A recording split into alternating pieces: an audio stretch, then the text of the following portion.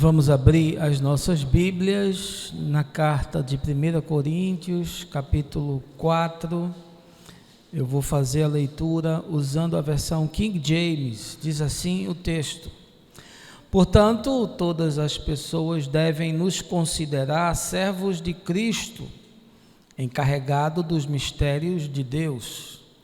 Além disso, o que se requer de todos aqueles que têm essa responsabilidade é que vivam fielmente. Quanto a mim, pouco me importa ser julgado por vós ou por qualquer tribunal humano. Em verdade, nem eu tampouco julgo a mim mesmo, porquanto, ainda que esteja consciente de que nada há contra mim, nem por isso me justifico, pois quem julga é o Senhor. Assim, nada julgueis antes da hora devida.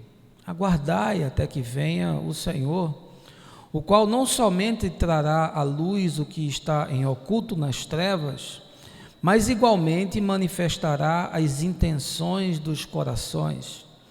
Então, nesse momento, cada pessoa receberá de Deus a sua recompensa. Irmãos, apliquei essas verdades a mim e a Apolo por amor de vós, para que por nosso intermédio aprendais a não ir além do que está escrito, de maneira que nenhum de vós se encha de orgulho a favor de um contra o outro. Pois quem é que te faz destacado em relação aos demais? E o que tens que não tenhas recebido? E se o recebeste, então qual o motivo do teu orgulho, como se não o tiveras ganho? Já tendes tudo o que desejais, já estáis ricos, conseguistes vos tornar reis, e isso sem nós. Quisera muito eu que verdadeiramente reinasseis, para que também nós reinássemos convosco.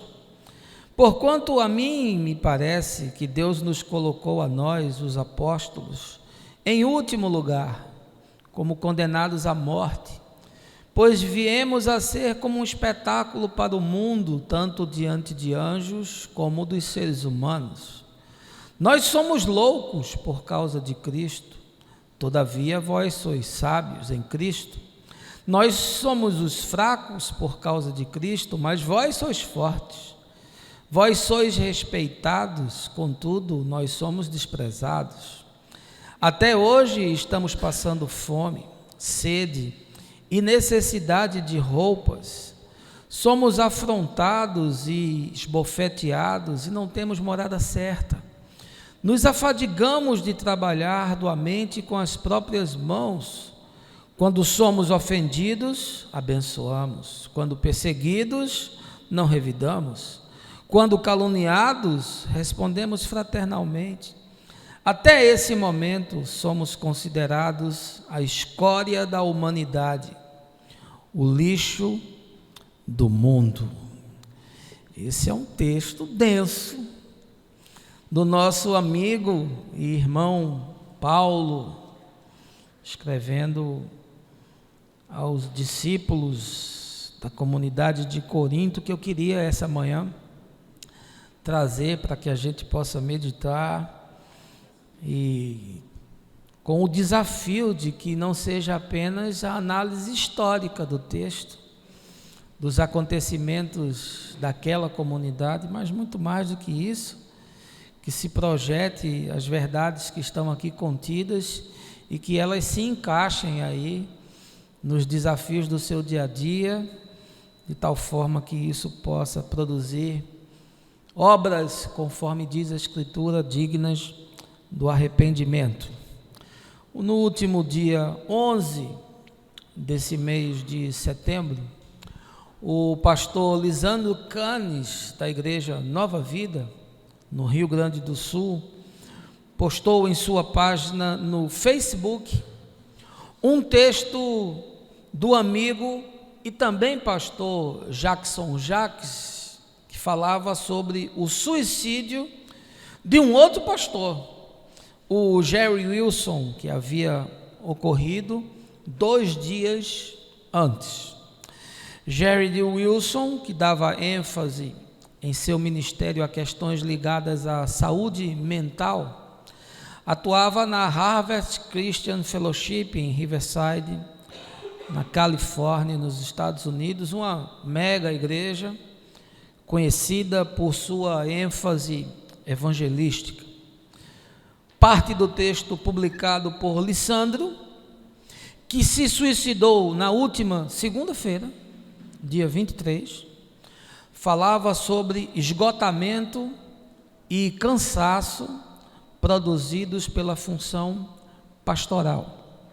Diz o texto que ele publicou: eu admito que nunca em toda a minha vida fiz algo tão esgotante e cansativo como pastorear. Nenhum trabalho ou responsabilidade consumiu mais as minhas energias e minha saúde do que liderar uma igreja. Como pastor, posso dizer que a igreja precisa urgentemente se preocupar com o descanso e a saúde dos seus pastores. Querido cristão, não abra mão de um tratamento digno com os seus pastores. Somos iguaizinhos a vocês. Se enfiarem uma faca em nós, sangraremos. Se nos machucarem, sentiremos dor. Que Jesus levante uma igreja onde cuidar dos pastores não seja opção, mas algo fundamental. Conclui a sua postagem. O meu jugo é suave e o meu fardo é leve. Texto de Jesus que nós encontramos no Evangelho de Mateus, capítulo 11, verso 30. A luta no ministério é algo inegável. O desgaste é enorme. Os dissabores são incontáveis. As traições são terríveis. As injustiças são inúmeras. Mas segundo Jesus, o fardo dele é leve. Ou seja, quando a vida pastoral se torna insuportável, há que se questionar o seguinte: que fardo é esse que eu estou levando? E mais, por que não estou trocando o meu fardo tão pesado pelo fardo leve de Jesus? Eu sei o que é ser exigido pastoralmente ao extremo. Em 2013, esgotado fisicamente e emocionalmente, doente, eu pensei em largar tudo e cuidar apenas da minha família e dos meus negócios.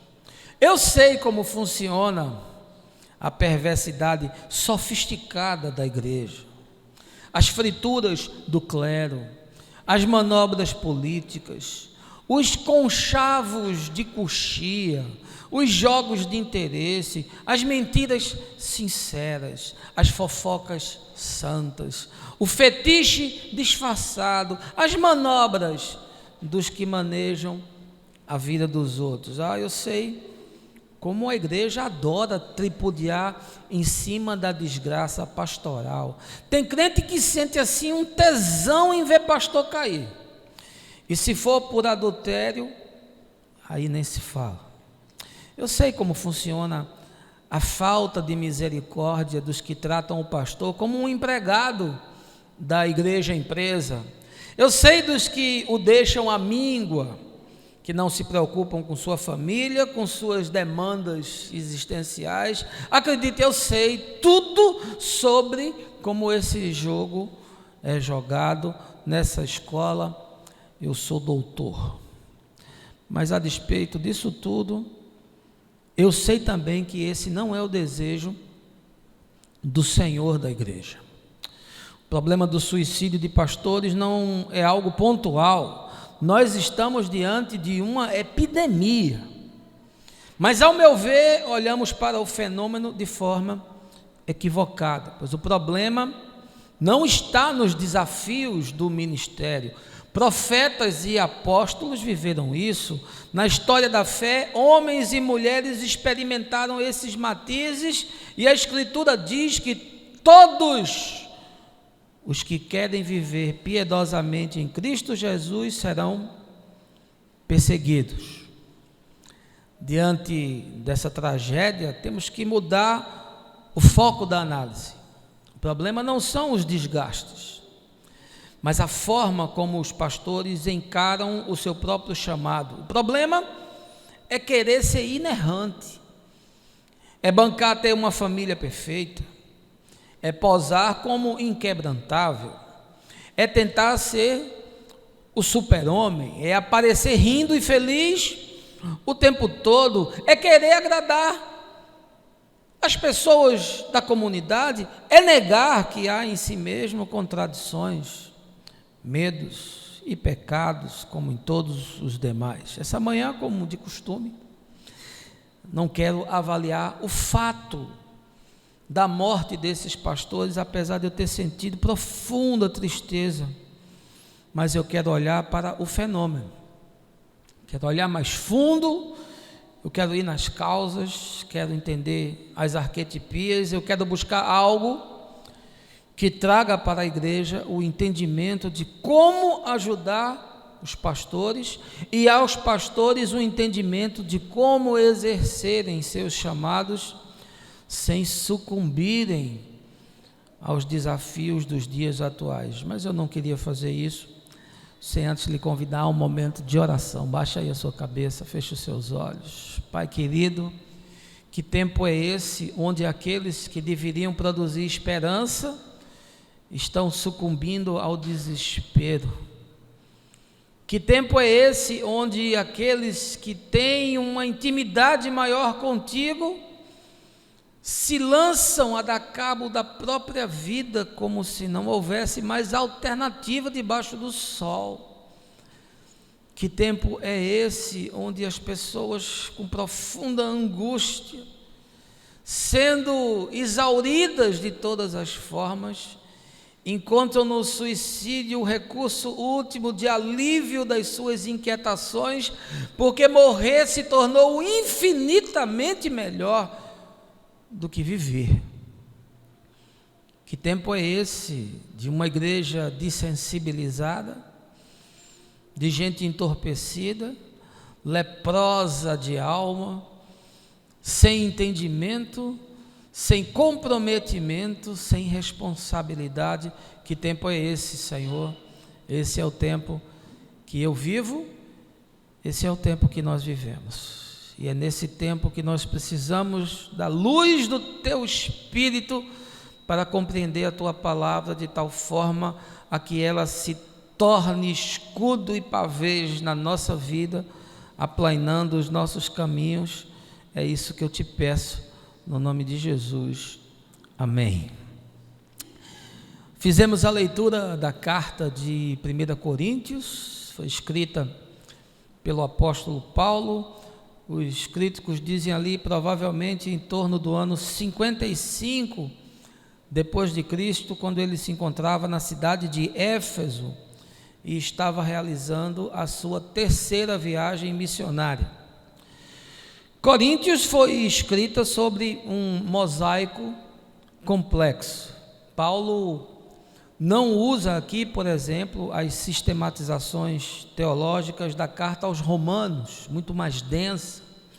Ele tem como objetivo principal lidar com questões da igreja local, tratar de abusos, divisões, escândalos, inclusive de natureza sexual, normatizar temas doutrinários como a Santa Ceia, o culto público, o uso dos dons espirituais. Portanto, é uma carta com uma ênfase muito mais voltada para o aspecto pastoral. Mas para a gente entender o texto de forma mais profunda, é preciso adentrar nesse cenário, não só da igreja local, mas da própria cidade e da cultura a ela subjacente. Então, Vamos comigo, vamos entrar nessa metrópole de Corinto, essa cidade banhada pelo mar Mediterrâneo. Eu estive lá nas ruínas e senti como estivesse vivendo naqueles dias. Corinto tinha cerca de 250 mil habitantes, uma cidade enorme, tão grande quanto Éfeso no mundo antigo. 2 portos, comércio efervescente, vida religiosa pulsante, com muitos templos erigidos a divindades pagãs, com destaque ao templo de Apolo, ao templo de Afrodite, que também ficava ali na Acrópole, na parte elevada. Era uma cidade de viver frívolo, tinha forte influência da pornografia, era marcada dramaticamente pela prostituição e tinha no helenismo grego, como matriz filosófica, a batuta que regia culturalmente a vida das pessoas. Agora imagine comigo, Paulo está nessa cidade, ele é desafiado a fundar ali uma comunidade de fé, mas Paulo é um judeu, ele traz consigo uma proposta de uma religião monoteísta, fala de um homem que morreu e ressuscitou pelos pecados da humanidade, então já vai contra boa parte das correntes filosóficas. Ele tenta quebrar padrões históricos, mudar conceitos, arquétipos, luta tudo contra o que está posto na mente das pessoas, contra o Zeitgeist, o espírito que ali habita. É a cultura do evangelho versus a cultura helênica.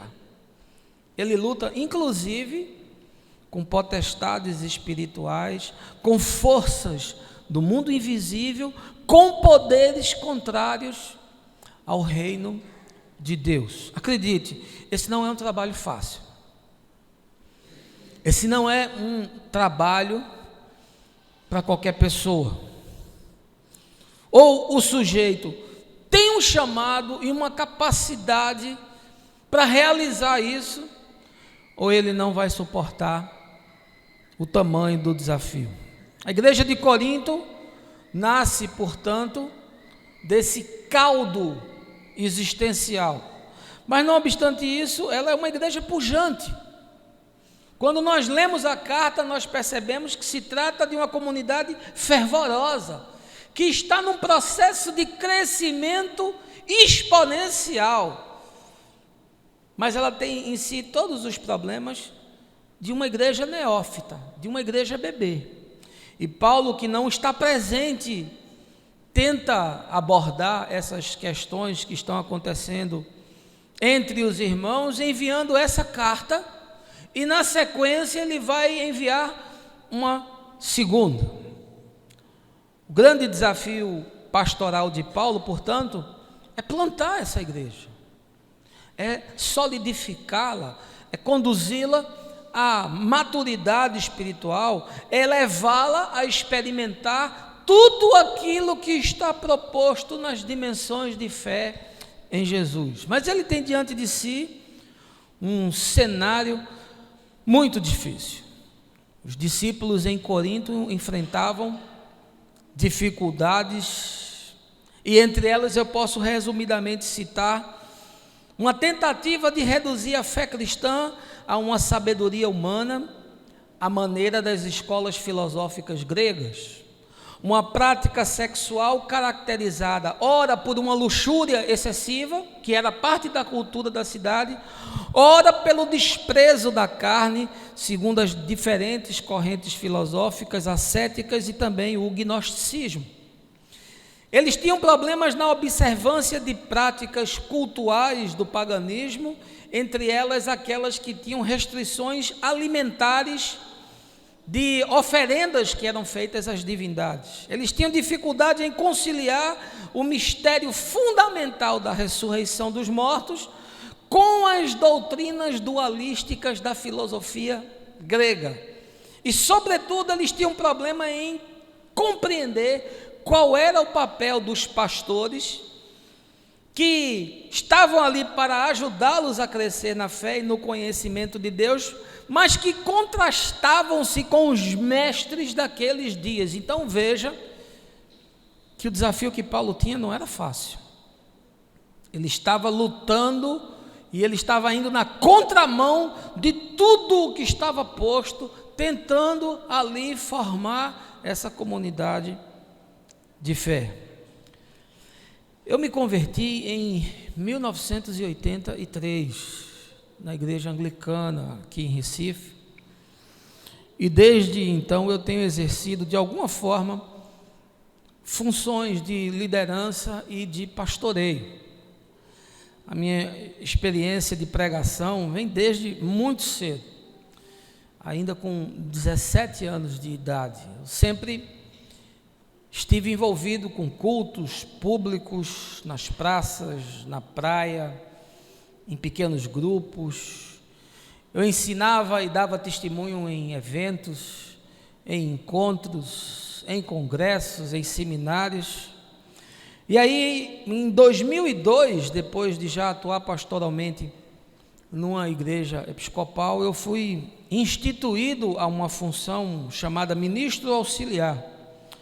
E em 2004 eu fui ordenado às sagradas ordens do ministério pastoral. Ou seja, eu cumpri todos os ritos, respondi a todas as demandas, fui para o seminário teológico, passei pela junta de examinadores, por psicóloga.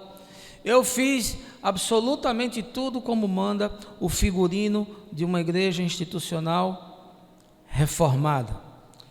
E eu digo, eu não estimulo ninguém a buscar o ministério pastoral nesse tempo. Na verdade, eu já ajudei a dissuadir algumas pessoas que notadamente não tinham qualquer chamado.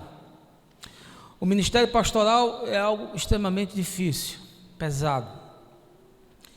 Se a pessoa não tiver uma convicção profunda de que é Deus quem o está chamando e o capacitando, e se ele não tiver uma resiliência, uma estrutura emocional e familiar capaz de garantir o mínimo de saúde para o exercício do seu chamado, ele certamente vai ter problema.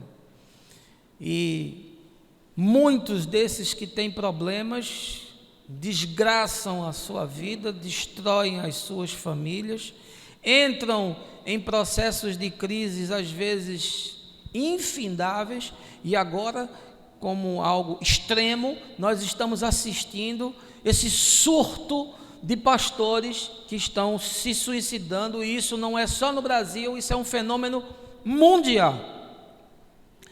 Mas eu também lhe digo que eu não tenho como fugir disso, eu não tenho como evitar isso. O salmista diz: se eu for no mais profundo abismo, tu estás lá. Se eu subir aos céus, tu estás lá. Portanto, eu posso lhe dizer que eu já tive muita vontade de deixar tudo.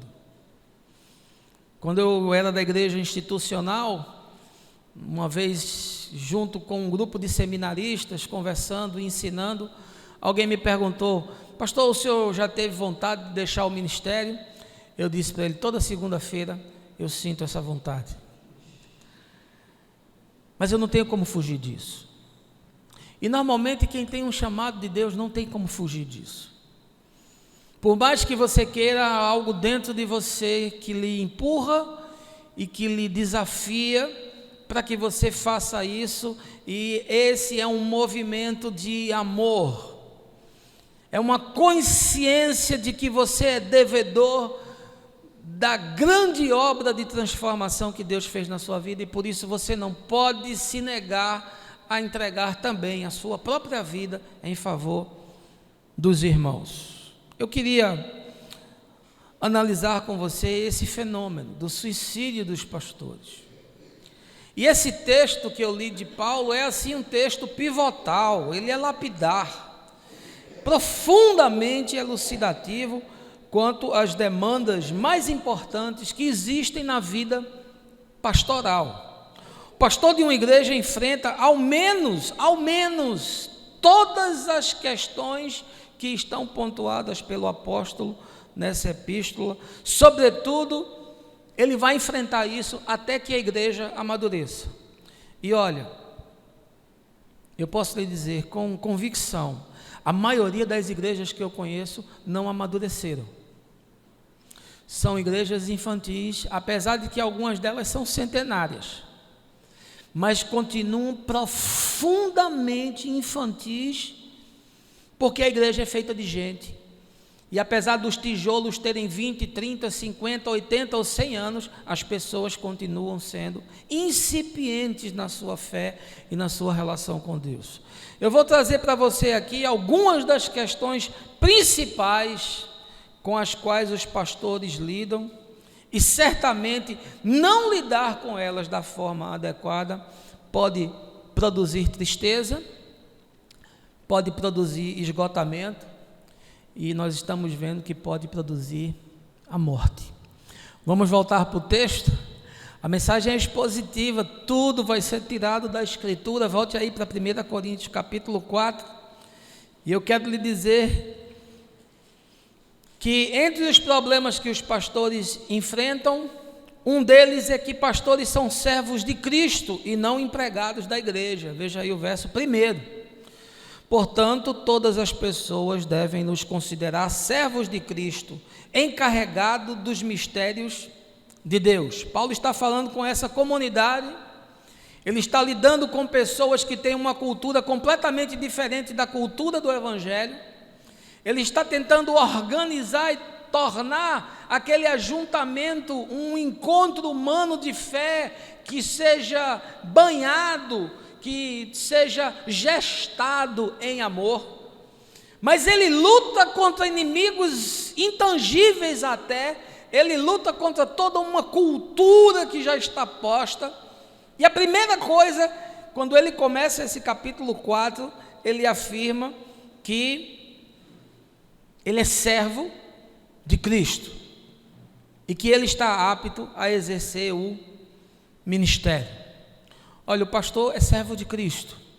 Se tiver essa consciência do seu chamado, se tiver esse entendimento do seu propósito, se tiver essa paixão na dimensão correta, ele vai entender que ele é servo de Cristo, ele não é empregado da igreja.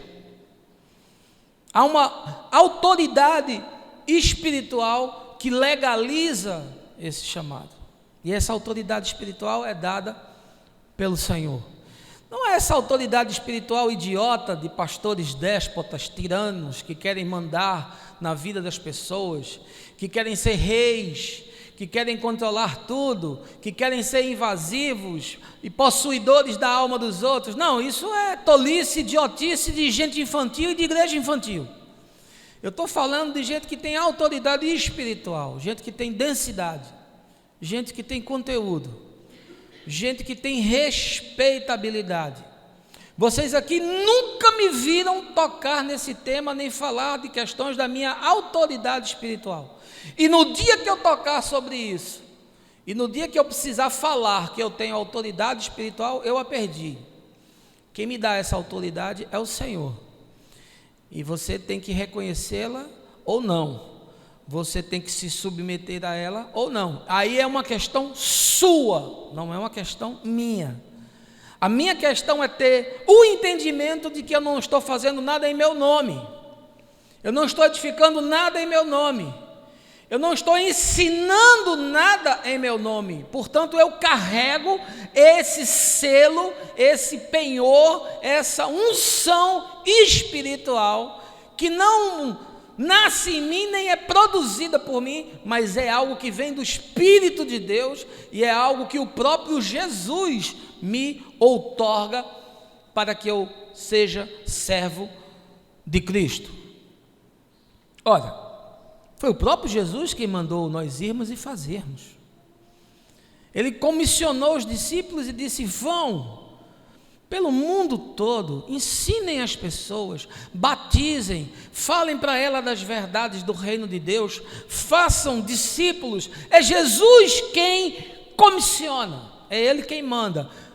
E os que são enviados a exercer funções nessa envergadura precisam ter esse entendimento. Porque nem todas as funções na igreja são iguais. Se todos forem pastores, onde vão estar os que exercem o chamado na música, no ensino das crianças, na administração, no cuidado e na composição dos eventos, no auxílio aos pobres, nos ministérios da ação social? Portanto, cada pessoa tem a sua posição. E aquele que é chamado a uma função pastoral precisa ter esse entendimento e esse discernimento. Mas não é assim que a igreja funciona. Nós estamos debaixo das santas tradições, e aí nós estamos expostos a questões como sucessão apostólica, ordenação, domínio da instituição, regimento canônico, credos, confissões. Tudo isso pode até existir, desde que esteja submisso e alinhado com aquilo que ensina Jesus. Nós não fazemos aqui nenhum tipo de parangolé, nós não temos aqui nenhum tipo de instituição que não seja aquela que Jesus próprio ensinou. Todos os credos têm que alinhar com Jesus. Nós não temos aqui cânon, o nosso cânon é a Escritura. A Escritura é suficiente para dirimir toda e qualquer questão. Nós não temos aqui sucessão apostólica, porque o mais importante do que a sucessão apostólica é eu ser um sucessor de Jesus. O ensino dos profetas e dos apóstolos é importantíssimo. Mas agora eu não posso me arvorar a ser uma indústria que tem uma patente e um selo, e que aquele que não tem esse selo não é, portanto, digno de exercer a sua função. Isso é uma tolice que não tem precedente. Todo aquele que for chamado pelo Senhor tem autoridade para ensinar e para exercer tudo aquilo que Ele concedeu como poder em seu nome. A igreja criou todo esse mecanismo, toda essa burocracia, e eu não tenho nada contra isso, desde que isso esteja alinhado com o que Jesus falou. E eu tenho tudo contra isso quando esse tipo de questão se torna uma política eclesiástica perversa, que em 99% dos casos é o que acontece. Paulo diz: eu sou servo de Cristo, não sou empregado de uma igreja. E quando um pastor está debaixo de uma instituição, está debaixo de um regimento canônico, está debaixo de uma junta ordenativa, está debaixo de um conselho eclesial, está debaixo de uma comissão de gestão e poder, aí, meu amigo, você não tem ideia do tamanho dos transtornos com os quais ele passa a conviver. A instituição torna a igreja uma empresa, e o pastor vira apenas mais um empregado. E não raro ele é um empregado com metas a bater e com uma performance para ser atingida. Quantos pastores eu sei que foram selecionados como um headhunter caça um executivo no mercado. Igrejas maiores, igrejas mais chiques, igrejas mais ricas, igreja com gente de pedigree, faz seleção de pastores. E vai ver o seminário que o cara se formou, quantos idiomas ele fala, que cursos ele já fez, de preferência que tenha um mestrado, ou pelo menos que tenha alguma pós em ciência da religião, e aí o sujeito é selecionado como se fosse um executivo de uma empresa. E se ele está ali, ele tem que produzir resultado. Ele tem que fazer a igreja crescer, ele tem que fazer as coisas funcionarem, ele tem que produzir um sermão que seja o melhor sermão do mundo. E olha, ninguém consegue existir debaixo de uma pressão desse tipo, porque numa empresa um executivo tem, quando muito, um conselho de 10 ou 15 acionistas para mandar nele. Numa igreja, se for uma mega igreja, você tem 4, 5, 6 mil pessoas mandando nele. E aí, como é que você faz? A primeira coisa que Paulo ensina é que ele é servo de Cristo. Ele não é servo da igreja de Corinto, nem muito menos ele é servo dos coríntios. Ele é servo de Jesus, ele tem autoridade dada por Jesus e ele faz aquilo que Jesus manda que ele faça. Mas quando você entra no cenário institucional, meu amigo, aí você tem que jogar conforme o jogo e você tem que dançar conforme a música. E acredite, desse negócio eu entendo melhor do que qualquer um, porque eu passei a minha vida toda dentro desse círculo vicioso que não raras vezes produz um mecanismo de morte, vai matando o sujeito de dentro para fora. Segunda coisa que Paulo ensina é que pastores possuem atribuições de altíssima responsabilidade. Veja aí o verso 2. Além disso, o que se requer de todos aqueles que têm essa responsabilidade é que vivam fielmente. E aí quando Paulo coloca isso, ele faz um contraste entre o chamado dos pastores com o chamado dos mestres gregos e com os sacerdotes pagãos, porque essas pessoas não tinham nenhum compromisso de vida. Essas pessoas não tinham nenhum compromisso com o respeito público e com a ética. Eles eram sábios que ensinavam conforme o seu propósito e muitos desses viviam uma vida dissoluta. Esses homens, esses sacerdotes e essas sacerdotisas, no caso da Acrópole, no caso daquelas mulheres que eram entregues à comunidade de Corinto, as virgens que eram colocadas para a cópula e serem usadas e serviciadas por todos, porque isso era uma questão cultural das sacerdotisas de Afrodite. Essas pessoas não tinham nenhum tipo de preocupação com a sua vida, com o caráter, com a ética, com a justiça. E aí Paulo diz, olha, os pastores não são assim. Os que exercem governo e liderança na casa de Deus não são assim. Eles são pessoas que possuem uma altíssima responsabilidade. Pastor tem que alinhar com aquilo que ele faz, porque há uma ética no reino. Não dá para você ter um discurso e você ter uma prática de vida diferente. Aliás, esse é o problema dos escribas, dos fariseus e dos saduceus. E aí a Escritura diz que Jesus falava e o povo atribuía a ele um falar com autoridade. Por quê? Porque ele falava e ele fazia. Os fariseus falavam, mas não faziam. E Jesus diz, vocês não carregam nem com o dedo o peso que vocês lançam sobre as pessoas. O pastor, ele tem esse desafio de ser um homem responsável. Não pode ter uma vida desordenada. Ele não pode ser um sujeito que aqui e ali vai ter algum tipo de constrangimento ético. Ele não pode ter uma vida dissoluta. Ele é uma pessoa que carrega o peso de ter a responsabilidade de ser um modelo para os demais.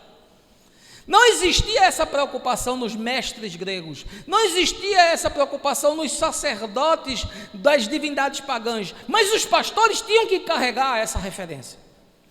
E olha, isso não é fácil. Você tem que ser modelo na família, você tem que ser modelo no trabalho, você tem que ser modelo no trato com as pessoas, você tem que ser modelo como cidadão. Se você estuda, você tem que ser modelo como estudante, você tem que ser um modelo para os fiéis. E acredite, isso não é fácil. E mais do que isso, todo mundo está olhando para você. E às vezes as pessoas estão com a expectativa de ver alguma coisa em você para de alguma forma tentarem lhe difamar ou lhe destruir. E Paulo disse, olha, quem lida com isso, lida com muita responsabilidade. Não é fácil você ter toda essa carga de desafio e você, como ator que participa de diversos cenários diferentes, na sua vida profissional, nas suas relações com o mercado, no meu caso como empregado, nas minhas relações com os meus colaboradores, na minha relação com o governo, com os meus clientes, no trato que eu tenho que ter na minha família, no trato que eu tenho que ter como uma pessoa pública, no trato que eu tenho que ter na minha relação com vocês que são discípulos na fé. Olha, não é fácil você lidar com uma dinâmica desse tipo.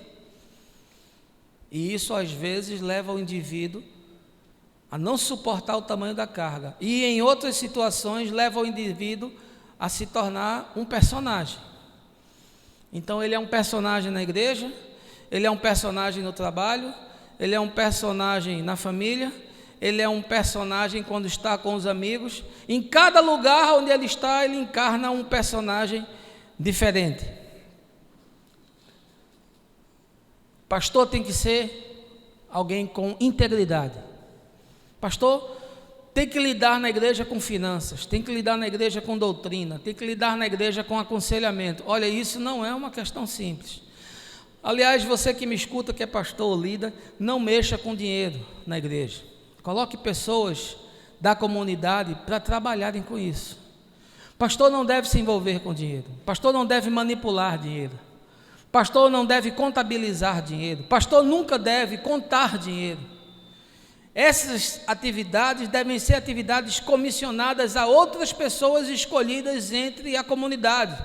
Aí você vai dizer, mas pastor, isso não é bíblico, porque o livro de Atos diz que os dízimos eram trazidos aos pés dos apóstolos. É verdade, mas não eram os apóstolos quem faziam essa gestão, eram os diáconos.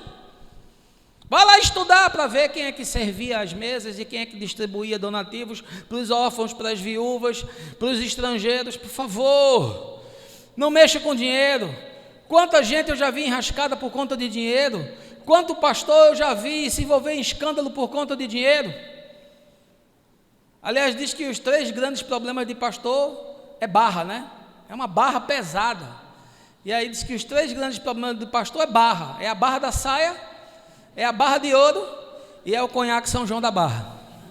Aqui a gente só teria 2 problemas, porque o conhaque São João da Barra você pode tomar a sua sem problema. Pastor precisa ser íntegro, precisa ser respeitado, precisa ser responsável. Paulo diz, olha, nós estamos aqui numa qualidade diferenciada, e diz isso para os coríntios.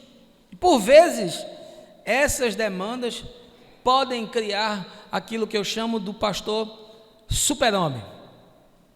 O sujeito que quer ser alguém que não tem nenhum tipo de defeito, nenhum tipo de dificuldade, que não enfrenta nenhum tipo de problema. Ora, é impossível você, nos diversos cenários que você atua, você não ter algumas deficiências.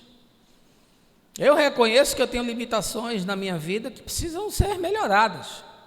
Ainda que eu admita que o básico e o essencial para exercer o chamado ministerial está presente. E por isso a Bíblia diz, olha, nunca ordene ninguém que é muito novo, porque se a pessoa muito nova, ele talvez não tenha ainda as qualidades necessárias para o exercício do ministério.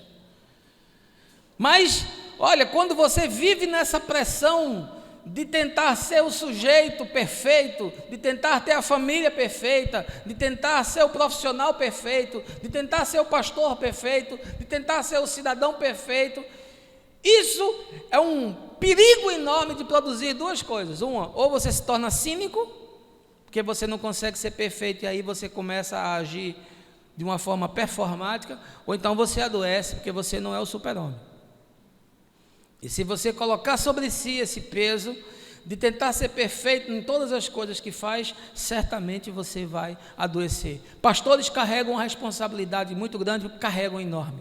Pastor não pode estar envolvido em escândalo, pastor não pode estar envolvido em falcatrua, pastor não pode estar envolvido em ilícito, pastor tem que ser uma pessoa com uma postura ilibada, sim, mas não tente ser o super-homem, meu amigo, porque se você tentar ser o super-homem, você vai adoecer, e muitas vezes essa doença pode produzir morte. Terceira coisa que o texto nos ensina, é que pastores exercem funções públicas, o que acarreta extrema exposição. Veja aí o verso de número 3. Quanto a mim, pouco me importa ser julgado por vós, ou por qualquer tribunal humano. Em verdade, nem eu tampouco julgo a mim mesmo. E Paulo, diante daquelas circunstâncias dessa comunidade, que nessa carta você vai perceber que começa a questionar a sua autoridade, as pessoas começam a questionar se de fato ele tem condições de fazer o que faz, e Paulo enfrenta inclusive inimigos dentro da própria comunidade, gente que quer trazer as doutrinas judaizantes de volta, mestres gregos que estão ali tentando dissimular o que Paulo ensina. Portanto, a resistência não era só dos de fora, a resistência era também dos de dentro. Aliás, quando Paulo, na segunda carta aos Coríntios fala dos perigos que ele viveu na sua vida. Ele diz: perigos entre os da minha fé, entre os irmãos, perigo entre os do meu povo, perigos com os de dentro, perigo com os de fora. Ele bota todo mundo como alguém que de alguma forma quer produzir algum dano na sua vida. E aí, quando ele é questionado, ele diz: olha, eu não estou muito preocupado com o que as pessoas pensam, nem com o que as pessoas falam. Eu estou preocupado em manter a minha boa consciência com Deus. O pastor é uma figura pública. E como figura pública, ele sempre está muito exposto. Tudo que ele faz está debaixo dos holofotes. Todo lugar que ele está sendo observado. Com esse negócio de rede social, com esse negócio de canal de vídeo, com esse negócio de postagem de texto, de reflexões, eu me assusto porque eu não tenho mais um lugar que eu vá que de alguma forma alguém não me identifique. E às vezes a pessoa não fala, mas fala para alguém que me fala: olha, eu vi o teu pastor não sei aonde. Olha, eu encontrei o teu pastor em tal lugar. E isso não é só aqui não, é em todo canto que eu vá. Eu estava uma vez no interior de São Paulo com a Aguinaldo, a gente fez uma viagem de negócio, comendo numa pizzaria, e a pessoa passou numa moto: pastor, tudo bom, pastor? Eu falei: rapaz, não é possível. Não é possível, Jesus vai voltar. Pastor é uma figura pública. E agora, com essa dimensão do potencial de capilaridade da exposição virtual, digital, mais público do que nunca. No meu caso, que produz o conteúdo, mais público do que nunca. E isso provoca a atenção, os olhares e o juízo das pessoas. E se você não souber conviver com isso, você enlouquece. Porque aí você começa mais uma vez a dissimular quem você é. Quantos pastores eu conheço que tomam a sua breja, o seu vinho, mas tomam escondidos? Porque se a igreja souber, ele vai ter problema. Quantos pastores que a gente sabe que participam de algum tipo de atividade, mas fazem isso escondido porque a igreja não pode saber? Pastor disfarçado em campo de futebol, pastor que vai para o cinema escondido, pastor que vai no barzinho, mas não pode ser numa mesa assim que todo mundo veja. E aí o sujeito começa a ter 2 tipos de vida, 3 tipos de vida, o que é uma coisa extremamente angustiante. O pastor é uma figura pública e isso provoca alguma dificuldade. Eles estão sempre em exposição, eles não têm privacidade. Minha mulher é professora, ela também lida com isso, porque já ensinou milhares e milhares e milhares de alunos. E aí, muitas situações que a gente está num lugar e alguém fala: oi professora, como vai? Oi professora, como vai? Então quando a gente sai é um inferno, porque é oi professora, oi pastor, oi pastor, oi professora, oi professora, oi pastor. Então a gente não tem privacidade.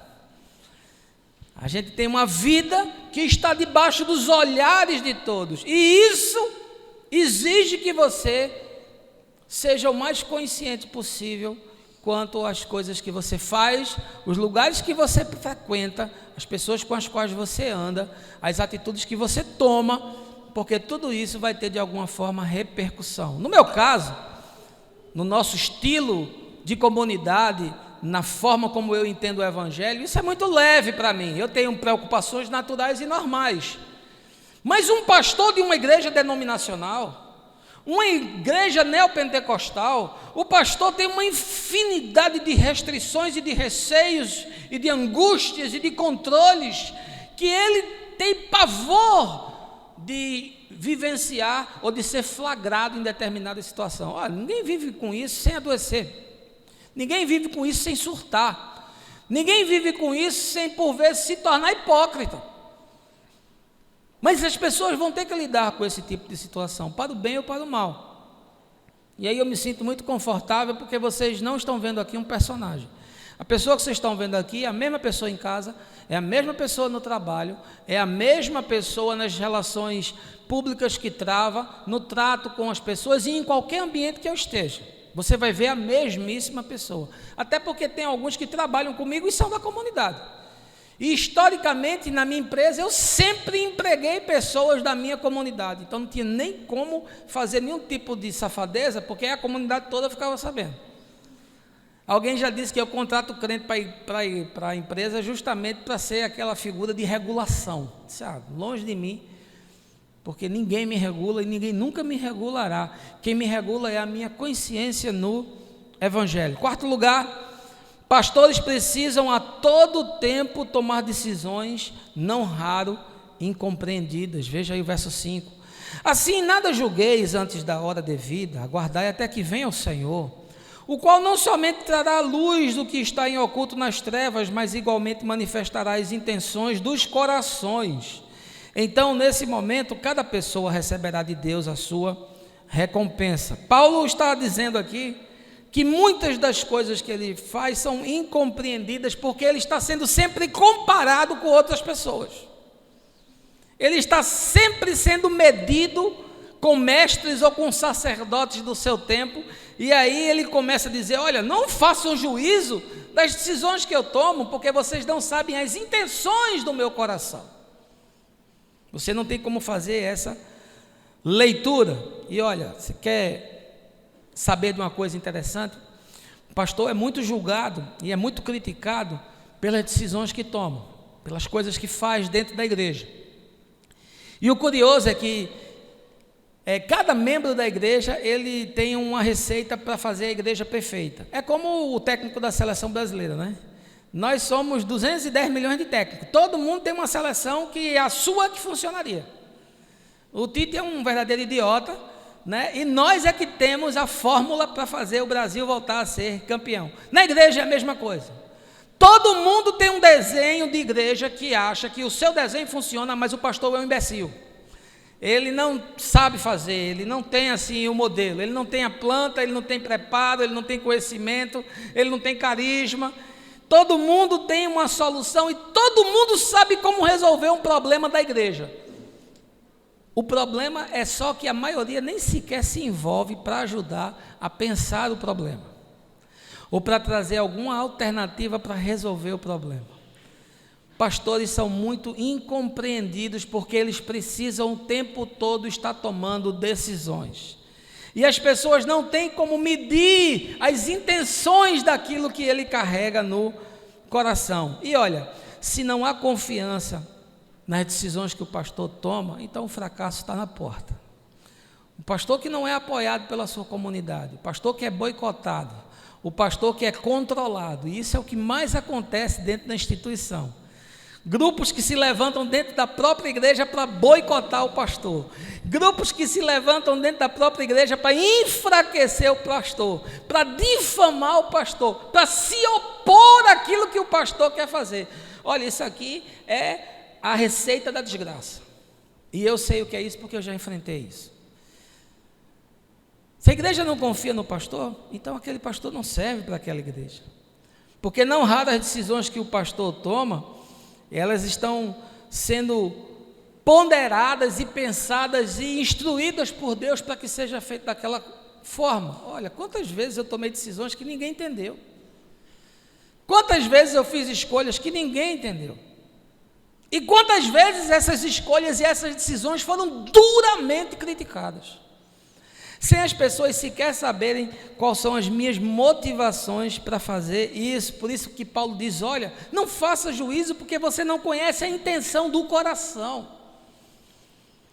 E aí, quando as pessoas não gostam da forma como você faz, da maneira como você conduz, no trato que você tem de fazer a obra de Deus, elas simplesmente vão embora e, na esmagadora maioria dos casos, não lhe dão nenhuma satisfação, nem lhe procuram para dizer até logo. Foram recebidas, foram acolhidas, você abriu a casa, você abriu o coração, você abriu oportunidades na comunidade, mas o sujeito vai embora e ele sequer lhe dá um telefonema, ele não manda nenhum WhatsApp dizendo: estou indo, fui, adeus. E na maioria dos casos ele sai chutando balde, falando mal de você, distorcendo coisas que você disse e, se possível, criando dentro do próprio corpo uma contenda, uma inflamação para levar a outros, porque, olha, as pessoas se ajuntam e o prato principal é o pastor. Um outro ponto que Paulo nos ensina, em quinto lugar, é que pastores precisam intermediar relações pessoais conflituosas dentro da igreja. Olha, veja aí o verso 6. Irmãos, apliquei essas verdades a mim e a Apolo por amor de vós, para que por nosso intermédio aprendais a não ir além do que está escrito, de maneira que nenhum de vós se encha de orgulho a favor de um contra o outro. Paulo está tendo que lidar com essa situação dos conflitos internos, porque nessa igreja de Coríntio há grupos, há facções e há interesses familiares. E ele tem que administrar todo esse caldo, porque as pessoas estão inflamadas, as pessoas estão nas suas posturas e no trato umas com as outras exacerbadas. E pastor tem que ser alguém que media conflitos. Por isso que quando ele escreve a carta aos Efésios, ele diz que pastores funcionam como juntas e ligamentos, né? Juntas e ligamentos. A doutora Larissa está ali para ensinar o que é junta e ligamento. O pastor é essa figura que viabiliza relações, que intermedia situações conflituosas, que harmoniza a convivência na comunidade, que tira espinho das pessoas, que faz aquela mediação com justiça para evitar que alguém seja, de alguma forma, machucado em detrimento do outro. E isso não é uma questão simples. Pastor, eu digo, é um aplicador de unguento. É o sujeito que bota ali remédio para sarar a ferida. E olha, é muito mais fácil você confortar alguém do que você confrontar. E por isso aí, às vezes, você lida com aquele pastor que só diz coisa boa, que só dá sorriso, que só dá abraço, que é politicamente correto. Ele jamais se coloca em algum tipo de situação ou em algum tipo de circunstância que vai exigir dele uma posição mais firme. O pastor adora confortar, mas a maioria tem dificuldade em confrontar. Mas o confronto é necessário. Porque sem confronto e sem conforto não há equilíbrio, e quando não há equilíbrio não há saúde. O pastor é essa pessoa que tem que intermediar relacionamentos, e por vezes para fazer isso ele tem que chamar o outro e fazer um confronto, ele tem que dizer a verdade, ele tem que lidar às vezes com grupos dentro da comunidade. Paulo lidava com grupos aqui, uns diziam que era de Pedro, outros de Apolo, outros diziam que era de Paulo, outros diziam que era de Cristo. Haviam facções dentro da igreja. Meu Deus, o que mais acontece às vezes dentro da igreja é facção. São grupos que são formados e esses grupos lutam entre si pelo poder. E esses grupos são capazes tanto de levantar um pastor quanto de derrubar. E quando você tem que lidar com esse tipo de situação, com esse tipo de interesse, com esse tipo de política, isso cansa, isso desgasta, isso esgota. Eu sei exatamente o que é ter que enfrentar esse tipo de situação. Não pode haver relações pessoais sadias sem a verdade.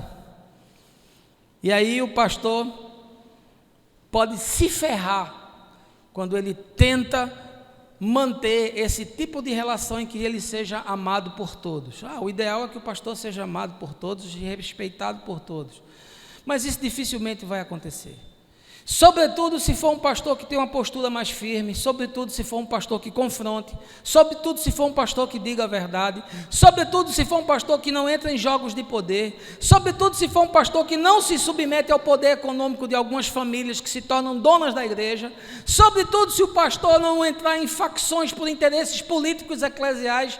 Aí dificilmente ele vai ser amado de todos, mas esse papel é necessário. Pastor é profeta, não é político. Eu não sou político, eu sou profeta, não estou aqui para agradar ninguém. Quando você precisar de elogio, eu vou lhe elogiar. Quando você precisar de crítica, eu vou lhe criticar. Quando você precisar de abraço, eu vou lhe abraçar. E quando você precisar de sacudir dela, eu vou lhe sacudir. E os que estão aqui, os que caminham comigo, já sabem que é assim que a banda toca. E se não for assim, meu irmão, procure uma comunidade que o pastor só dê sorriso, diga gracinha, seja agradável, politicamente correto e vá para o inferno. Porque você nunca vai ser questionado, você nunca vai ser confrontado, os seus defeitos nunca vão ser desafiados, e aí você vai caminhar nessa dimensão. Em sexto lugar, o que Paulo nos ensina é que pastores precisam lidar com estruturas hierárquicas na comunidade de fé. Veja aí o verso 7. Pois quem é que te faz destacado em relação aos demais? E o que tens que não tenhas recebido? E se o recebestes, então qual o motivo do teu orgulho? Como se não o tiveras ganho? Olha, Paulo está aqui lidando com o fato de que muitos estavam se arvorando por ele não estar presente. E porque ele tinha que escrever as cartas. E haviam outros que na comunidade queriam agora se apresentar como os donos, como os líderes, como os mestres, como os apóstolos. E aí Paulo está lidando com essas questões. Ele disse: olha, quem foi de vocês aqui que não recebeu? Porque todos aqui receberam. Nenhum de vocês veio com isso nato. Nenhum de vocês aqui se autoproclamou alguma coisa. Se vocês estão fazendo é porque eu deleguei a vocês e porque eu próprio fui delegado pelo Senhor. Portanto, a igreja tem essa dimensão da hierarquia. Como isso é complicado. Como a igreja se torna, às vezes, um organograma, em vez de se tornar um organismo, ela se torna uma organização. E nessa organização você tem as castas de poder, você tem os cargos, você tem as políticas e as posições das pessoas. E você lidar com isso, você não tem ideia. Vocês estão aqui lidando numa comunidade plana. É muito bom uma igreja onde os cargos não têm qualquer tipo de destaque. Onde pastor é uma pessoa como qualquer um de vocês. Ainda que tenha uma função que foi comissionada por Deus e que carrega a unção do Espírito de Deus, mas vocês não me vêm aqui exigir nenhum tipo de tratamento diferenciado, nenhum tipo de destaque, nenhum tipo de salamaleque, nenhum tipo de atitude que me trate de maneira diferente dos demais. E aqui quem exerce função não tem nenhum tipo de privilégio, porque Jesus disse que nós fomos chamados para lavar os pés dos irmãos. Portanto, o serviço é o nosso privilégio. Mas isso na instituição não funciona assim não. É o chefe da escola dominical, é o chefe do departamento de mulheres, é o líder, o reitor do encontro, é o presidente da junta de missões, é o secretário do executivo do conselho de dioceses. Você não tem ideia do que é isso não, meu.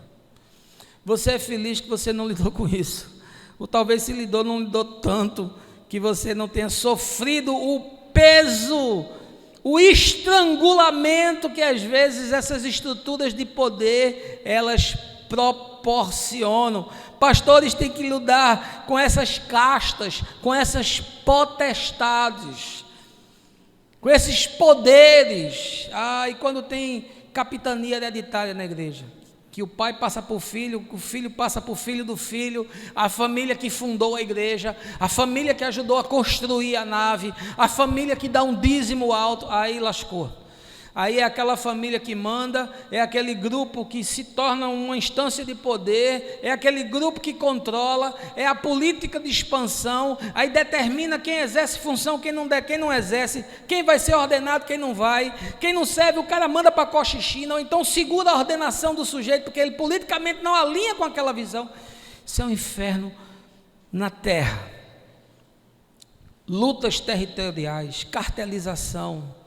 Denominação funciona dessa forma, são guetos, são instâncias de poder. O sujeito pega uma região e naquela região ele tem os pastores, aí ele tem influência, aí o outro que colocou ele lá já tem que exigir dele a sua submissão, e ali tem uma arrecadação que gera tantos mil reais ou tantos milhões de reais. Você não sabe como esse jogo é jogado não, isso é um jogo sujo, feio, isso é um negócio horroroso, que é o controle dessa igreja empresa que funciona como uma holding, e o pastor dentro desse negócio, e o pastor sendo exigido para bater meta, e o pastor sendo exigido para a arrecadação dos dízimos aumentarem. Você não sabe como essa brincadeira funciona, e aí você tem que fazer esse circo girar, e isso esgota as pessoas, que a instituição faz com que a igreja perca a sua característica de ser igreja, de ser local de encontro fraterno, de pacificação, de cura, de serviço mútuo, de tratamento e de exercício livre dos dons, e se torna essa organização cheia de status, cheia de cargos, cheia de influências de poder, cheia de política, cheia de bajulação, e isso contamina a forma de ser da comunidade. E olha, todo modelo de igreja, do ponto de vista da sua governança, para mim é doente. todo ele. Por isso que eu só acredito na igreja local, eu não acredito mais em nada que não seja só a igreja local. Eu faço parte do movimento Caminho da Graça, porque é um movimento livre. Se eu tivesse que bater continência, ou me submeter, ou me subordinar, qualquer regra que não seja da igreja local, eu estava fora. Porque eu não acredito mais em nada disso. E nem acredito nos modelos institucionais, nem no congregacional, que é essa gestão, onde para pintar uma parede tem que fazer uma assembleia e o pastor vira um fantoche. Eu não acredito no modelo presbiteriano, porque o pastor se torna refém de uma junta de presbíteros e das políticas internas, ele também é um fantoche. E também não acredito no modelo episcopal, que você tenha um bispo mandando em todo mundo, que às vezes esse bispo é um déspota, é um tirano, é perverso, e todo mundo tem que se adequar às demandas, aos costumes e aos caprichos desse indivíduo. Eu não acredito em nenhum desses modelos, nenhum deles. Eu só acredito na gestão da igreja local. Sétimo lugar, pastores têm que lidar constantemente com arrogâncias, traições e desprezos. Veja aí o verso 8. Já tendes tudo o que desejais, já estáis ricos, conseguistes vos tornar reis, e isso sem nós. Quisera muito eu que verdadeiramente reinasseis, para que também nós reinássemos convosco. Paulo começa a contrastar a sua aflição com o triunfalismo que essa gente de Corinto possuía. Enquanto eles se imaginavam ricos e sábios, Paulo se sentia a escória da terra. E aí ele faz uma ironia, ele começa a dizer, que bom se vocês reinassem, né? Porque se vocês reinassem, a gente até reinaria com vocês. Aí você vê o nível de arrogância, o nível de prepotência que por vezes existe na comunidade local. Como pastores são ridicularizados, como pastores são desprezados, como os conselhos que os pastores dão são tratados como coisa nenhuma. E ainda existe pior, existem aqueles que ficam pescando no aquário do outro, né? Eu já fui vítima aqui de gente que foi chamada para ir para um outro lugar com mais privilégios e com mais benesses. Isso acontece muito na área da música, né? Você tem um músico bom, às vezes, tocando na comunidade, aí vem uma outra igreja, chama o cara, aí paga um salário, aí começa a oferecer o aqui, aí o cara vai embora. Que coisa terrível. O pastor desestruturando o trabalho que o outro pequenininho está tentando ali organizar, numa dificuldade enorme. Traição, isso aqui virou rotina. Caio disse que já foi traído milhares de vezes. Eu não tenho o nível do Caio não, mas algumas centenas eu já acredito. Gente que chega aqui devotando a você fidelidade, gente que chega com juras de amor, gente que entra na sua casa e diz, que privilégio estar aqui com você, eu quero ser o seu Timóteo. Como isso acontece, meu irmão? Como você abre espaço, o coração, a casa, a comunidade, você dá oportunidade, e quando você menos imagina, o sujeito está passando a perna em você, o sujeito está falando mal de você. O sujeito está confabulando e está criando um negócio para, de alguma forma, juntar um grupo de influência para tentar confrontar você. Não perca seu tempo não, meu irmão. Aqui isso não vai funcionar. Os que tentaram se deram mal. E eu não vou jamais me submeter a qualquer tipo de pressão, a qualquer tipo de chantagem, a qualquer tipo de conchavo de pessoas para mudar a visão que Deus me deu do Evangelho. É mais fácil que não fique ninguém e eu vá-me embora para casa do que um negócio desse acontecer. Mas como o pastor é traído. Olha, quem foi que levou Jesus a ser entregue aos soldados romanos? Foi um transeunte? Não, foi um de casa, né? Foi um que comia com ele à mesa. Foi um que algumas horas antes estava participando de um momento de intimidade. Como acontece de você ser traído por pessoas que juraram lealdade eterna. Gente que no dia da aflição procurou você, no dia que precisou, o seu ouvido esteve atento, no dia que precisou, a sua casa foi aberta para sentar e conversar. Depois o sujeito sai falando mal, sai difamando, sai sem nenhum trato mínimo de respeito, e pior do que isso, ele faz isso de caso pensado. Como tem gente que faz as coisas já de caso pensado. Agora, você já imaginou que ia lidar com isso, meu irmão? Uma vez, duas vezes, 3, 5, 10, 15, 20, 50, e você lidando com isso, não tem quem não se esgote, não tem quem não canse, tem quem não desanime, e por isso eu entendo que alguns pastores são profundamente reservados, são fechados, e são extremamente seletivos. Por quê? Porque já passaram por tanta coisa desse tipo, que não suportam mais, e para preservar a sua integridade emocional e familiar, eles se fecham. Em oitavo lugar, o texto nos ensina que pastores estão encarregados de ser dispenseiros das causas de Deus. Veja aí o verso 9. Porquanto a mim me parece que Deus nos colocou a nós, os apóstolos, em último lugar, como condenados à morte, pois viemos a ser como um espetáculo para o mundo, tanto diante de anjos como diante dos seres humanos. Paulo se coloca como essa figura humana. Olha, eu sou gente, eu sou homem, eu sou carne e sou osso, mas eu fui chamado para cuidar e para ser um dispenseiro das coisas de Deus. Apesar de me achar no último lugar, apesar de me achar uma pessoa totalmente desprezível, mas eu sei que eu fui chamado para trazer o conselho de Deus. Eu me lembro muito chamado de Jeremias, né? Jeremias, você lê o capítulo 1, Deus diz: olha, eu vou te levantar, eu vou te ungir, eu vou te capacitar, e tu vai pregar, e reis vão vir, e tu vai fazer, e tu vai acontecer. Aí quando chega no capítulo 21, aí Jeremias disse: eu não aguento mais, eu estou farto, eu fui enganado, você me seduziu. Olha como ele fala, porque ele está cansado de como ele é tratado, de como a sua palavra é tratada. E aí Paulo diz: eu vou ter que me submeter a isso, porque eu fui chamado para ser um dispenseiro e um homem do evangelho, para ensinar as verdades do reino. Quando você vê lá a conversão de Paulo no livro de Atos, você vê que Jesus diz: eu vou mostrar para ele o quanto importa ele sofrer por causa do meu nome.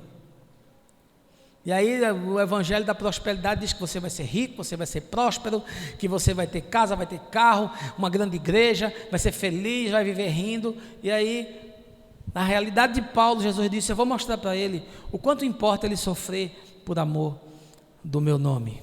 Você topava um desafio desse? Pastores ajudam a levar os homens a Deus e ajudam a levar a Deus aos homens. E lembrando da frase do próprio Paulo aqui em 2 Coríntios 4, de que nós carregamos um grande tesouro, mas em vasos de barro. Vocês estão vendo, é um vaso de barro, com todas as imperfeições, apesar de estar possuído do conteúdo do evangelho, que é um grande tesouro para Deus, mas é um vaso de barro. Por isso, não despreze aquela pessoa que Deus levantou. Não calunie aquela pessoa que Deus levantou. Não se ajunte em conchavos, não se ajunte em rodas de escarnecedores para falar daquela pessoa que Deus comissionou. Eu não sou como Silas Malafaia, não, que fica colocando medo das pessoas, dizendo para você não se levantar contra um ungido de Deus. Todos nós somos ungidos de Deus. Todos somos ungidos de Deus. Todos recebemos o Espírito de Deus. Mas uma coisa que eu posso dizer: não se junte, não entre em nenhum tipo de acordo, de discussão, de disputa, para colocar um pastor numa situação difícil. A Bíblia diz: olha, não fale de pastor, a não ser se você tiver testemunhas, e sejam 2 ou 3 que vão confrontá-lo. É só ler o que a Escritura ensina, porque eles são dispenseiros de Deus. Penúltimo lugar, o texto nos ensina que pastores têm de lidar pacientemente com incompreensões e insatisfações. Veja aí: nós somos loucos por causa de Cristo, todavia vós sois os sábios em Cristo. Nós somos os fracos por causa de Cristo, mas vós sois fortes. Vós sois respeitados, contudo nós somos desprezados. Paulo está lidando com essa dificuldade de que uma nova cultura, a cultura do evangelho, substitua a cultura helênica que já está posta e que moldava a mente das pessoas. E aí ele diz: olha, vocês olham para a gente e acham que nós somos loucos, vocês olham para nós e acham que nós somos fracos, vocês olham para nós e acham que nós somos pessoas sem capacidade, vocês se acham fortes e poderosos, vocês acham que o viver de vocês é que está correto, e vocês veem em nós toda essa fraqueza e essa contradição. E tem que ser assim mesmo, sabe por quê? Porque a ética do reino de Deus é totalmente diferente de qualquer outra proposição. O sistema diz o seguinte: acumule, junte. O Evangelho diz: distribua, reparta. O sistema diz: suba, cresça. O Evangelho diz: diminua, se humilhe. O sistema diz: seja duro, seja forte. O Evangelho diz: são felizes os que choram, e os mansos são aqueles que vão herdar a terra. O sistema diz: seja o primeiro. O Evangelho diz: seja o último. O sistema diz: seja esperto. O Evangelho diz: seja justo. Portanto, são culturas diferentes, são propostas totalmente diferentes. E aí Paulo diz: porque eu ensino essas coisas, vocês me chamam de loucos. Porque eu falo dessas coisas, vocês me chamam de fraco. Porque eu manifesto essas coisas, vocês me chamam de tolo. E o pastor tem que lidar com todas essas dimensões, porque ele está indo contra uma cultura. Ele está tentando trazer as verdades do Evangelho, e as verdades do Evangelho são contra a cultura. Elas são contra o caminho natural das coisas. Elas são contra tudo aquilo que o sistema que está aí está pontuando. E isso leva os pastores a terem uma sobrecarga enorme. E em último lugar, o texto nos ensina que pastores e suas famílias não são considerados e cuidados pela igreja local. Veja aí o verso 11. Até hoje, estamos passando fome, sede e necessidade de roupas, somos afrontados e esbofeteados e não temos morada certa. Nos afadigamos de trabalhar arduamente com as próprias mãos. Quando somos ofendidos, abençoamos. Quando perseguidos, não revidamos. Quando caluniados, respondemos fraternalmente. Até esse momento, somos considerados a escória da humanidade e o lixo do mundo. Paulo fala dessa dura rotina de ser um apóstolo, do descaso das pessoas, do trato insensível, do desprezo, da falta de consideração. E aí ele diz que outros mestres eram tratados com decoro. Quando você vai ler o resto da carta, você diz: olha, tem uns que se apresentam diante de vocês e vocês tratam com todo zelo e todo cuidado. E nós, que jamais pedimos nada e que trabalhamos com a própria mão para trazer sustento, vocês nos tratam com desprezo. Esse talvez seja um dos principais dilemas do pastor, entre a profissão e a vocação. O pastor é um profissional ou o pastor é alguém vocacionado? Porque quando ele é um profissional, a igreja trata ele como um empregado. E quando ele é um vocacionado, a igreja trata ele sem nenhum respeito, com descrédito. E aí, o que é que você faz numa situação como essa? Quantos pastores eu conheço que fizeram da igreja o seu ganha-pão e não sabem fazer mais nada na vida? E aí, às vezes, a igreja se chateia com esse pastor e manda ele embora, ele fica jogado, ele não tem nenhum tipo de aparato de sustentação, e às vezes com a família inteira, e a comunidade trata com a maior perversidade possível. Porque pastor não tem segurança, não tem relação trabalhista, não tem relação previdenciária. A igreja faz com ele aquilo que ele quer e depois pega a sua família e joga na rua. Quem é que se preocupa com a família de pastor? Quem é que se preocupa se o pastor vai ficar velho, cansado, se ele tem uma previdência, se ele tem uma poupança? Quem é que se preocupa se o pastor está conseguindo pagar suas contas? Quem é que se preocupa em dar uma oferta para o pastor? Tu não consegue nem arrecadar receita para cobrir as despesas da igreja. Quanto mais receita de oferta para o pastor.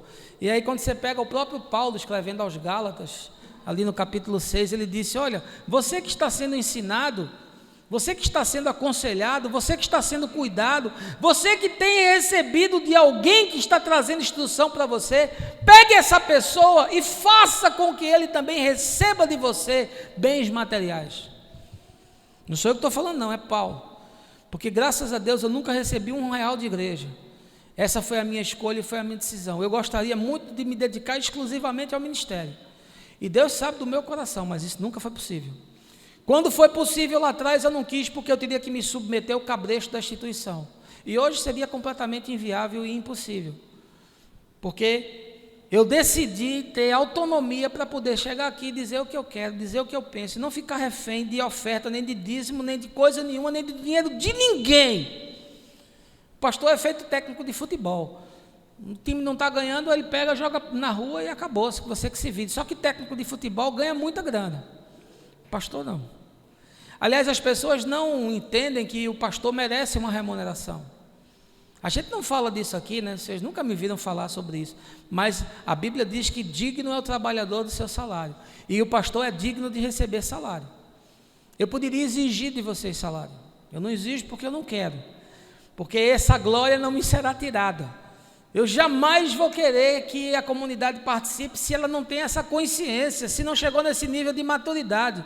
Comunidade que não protege o pastor, que não tem preocupação com a família do pastor, com as despesas, com as inquietações, com as angústias. Ah, meu irmão, esqueça. É por isso que eu sugiro você, pastor, que me escuta, você líder, que você trabalhe. Não se submeta a esse jugo pesado, porque normalmente as pessoas não vão se preocupar com você, não vão se preocupar com a sua família.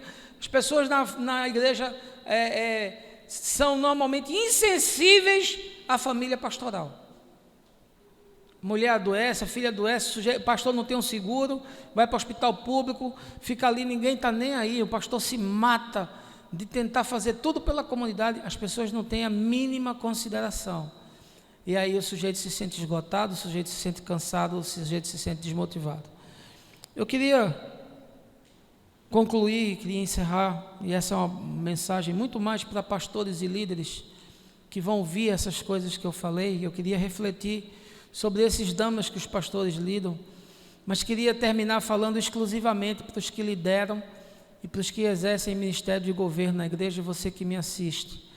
Você que talvez esteja cansado, você que talvez esteja esgotado, você que já se sentiu traído, você que já se sentiu usado, você que já foi descartado tantas vezes, você que imaginou que, sendo um porta-voz de Deus, quem sabe teria um tipo de tratamento diferenciado, que você seria objeto de admiração, que você seria tratado com decoro, que você teria na sua vida facilidades e que você teria que as coisas fossem feitas de uma forma mais suave. E aí você está cansado, você está triste, você está abatido, talvez você esteja deprimido, e talvez você esteja se perguntando, será que vale a pena continuar? Será que vale a pena fazer isso? E talvez você tenha chegado no extremo. Eu não tenho dúvida que há pastores que estão me ouvindo agora que estão pensando em suicídio. E eu quero orar por você, meu irmão. Eu quero que o Espírito Santo visite você. Quem sabe você precisa tomar algumas decisões. Quem sabe você precisa fazer algumas escolhas. Quem sabe você precisa repensar o seu ministério. Quem sabe você está no lugar errado, achando que é para estar aí, e Deus já falou para você deixar, para você ir embora, para você buscar uma outra alternativa em um outro lugar. Mas eu quero pedir a Deus que você seja alcançado, que você seja visitado, que o seu espírito seja fortalecido e que o Espírito Santo remova do seu coração e da sua mente esses pensamentos suicidas que tem lhe visitado. Que o Senhor o fortaleça, que o Senhor o levante, que o Senhor o anime, que o Senhor o conforte e que o Senhor lhe dê a certeza de que nele esse trabalho não é perdido, não é infrutífero, não é em vão, mas você vai receber naquele último dia a sua coroa e o seu galardão. A você todo o meu respeito, a você a minha oração, a você a minha devoção sincera do seu chamado, do reconhecimento do trabalho que você executa. Eu sei o que é ser pastor nesse tempo e, sobretudo, eu sei das aflições que nós carregamos. No mais, Deus te abençoe, tenha um final de semana gostoso, fique com as pessoas que você ama, gaste tempo com quem você gosta, tenha uma semana aí cheia de desafios, que Deus te proteja, e vamos nos encontrando, porque de encontro em encontro a consciência vai expandindo, a luz vai entrando, e o mais, você já sabe, o mais eu vou te falando, no caminho, no nome de Jesus, amém.